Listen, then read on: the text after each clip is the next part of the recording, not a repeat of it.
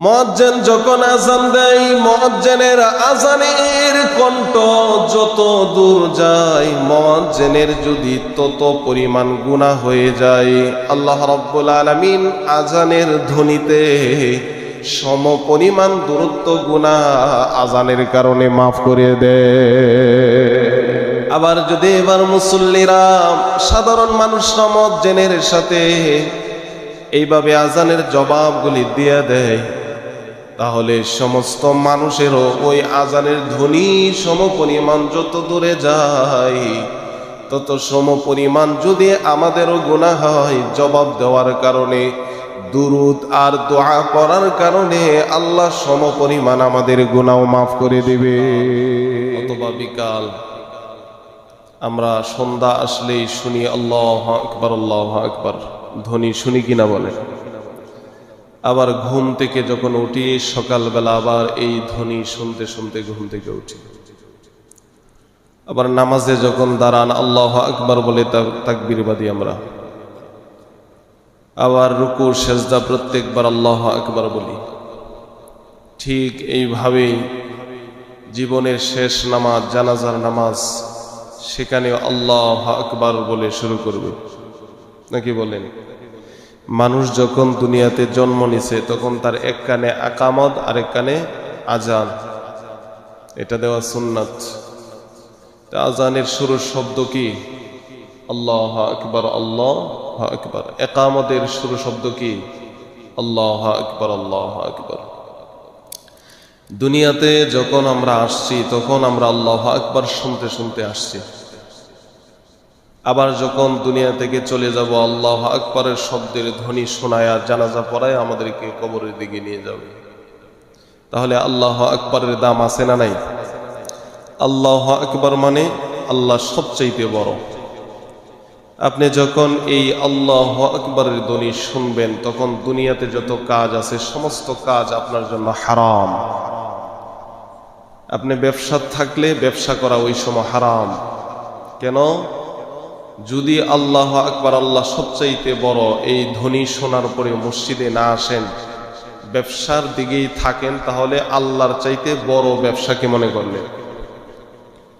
আপনি ঘরের ভিতরে আছেন, বাড়িতে কোনো কাজে আছেন, সেই কাজের সময় যদি আল্লাহু আকবারের ধ্বনি শুনেন, আল্লাহ সবচাইতে বড়।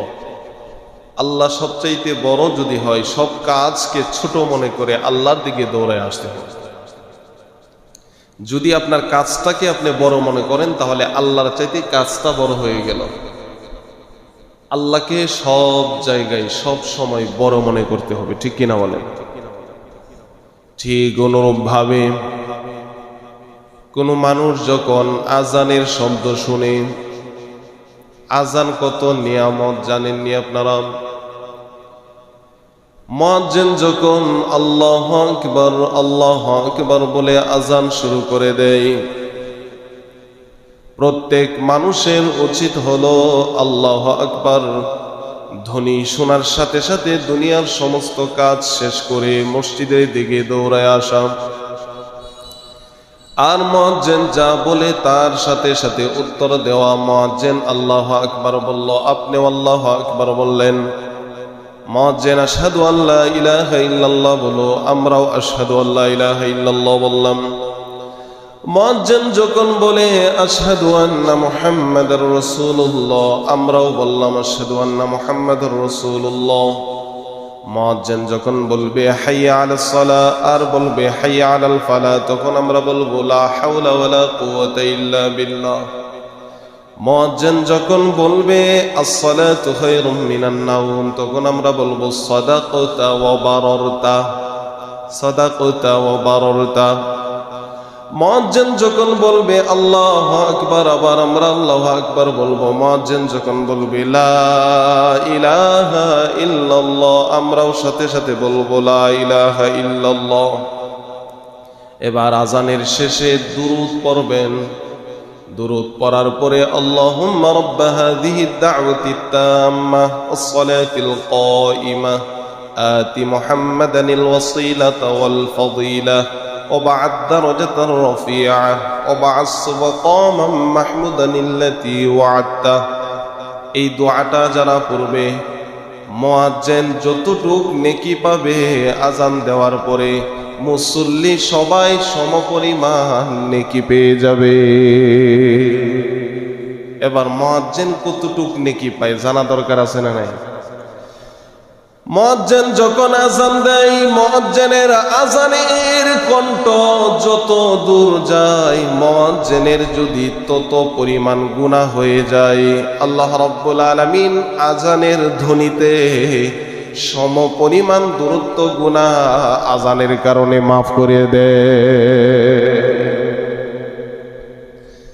আবার যদি এবার মুসল্লিরা, সাধারণ মানুষরা মুয়াজ্জিনের সাথে এইভাবে আজানের জবাবগুলি দিয়ে দেয়, তাহলে সমস্ত মানুষেরও ওই আজানের ধ্বনি সমপরিমাণ যত দূরে যায়, তত সমপরিমাণ যদি আমাদেরও গুনাহ হয়, জবাব দেওয়ার কারণে, দুরুদ আর দোয়া করার কারণে আল্লাহ সমপরিমাণ আমাদের গুনাহ মাফ করে দিবে। তাহলে আজানের জবাব দেওয়া দরকার আছে না নাই? আমরা যখন আজান শুনব, দুনিয়ার সমস্ত কাজ হারাম। কোরআন তেলাওয়াত করতেছেন, এটাও ইমামগণ বলে, হাদিস বলে, কোরআন বলে, মাসলা হলো কোরআন তেলাওয়াত বন্ধ করে মুয়াজ্জিনে আজানের জবাব দাও। কারণ কোরআনের চাইতে আমার আল্লাহ বড়, ঠিক কিনা বলেন? কোরআনের চাইতেও আল্লাহ বড়, কারণ আল্লাহর পরে কোরআন, আল্লাহর জবান হলো কোরআন, ঠিক কিনা বলেন? কোরআন দিয়েও আল্লাহর সাথে শিরিক করা যাবে, চিন্তা করছেন? তাহলে কোরআন তেলাওয়াত করতেছেন, ওই সময় আল্লাহু আকবারের ধ্বনি শুনলে জবাব দেওয়া লাগবে, মুয়াজ্জিনের সাথে সাথে উত্তর দিতে হবে।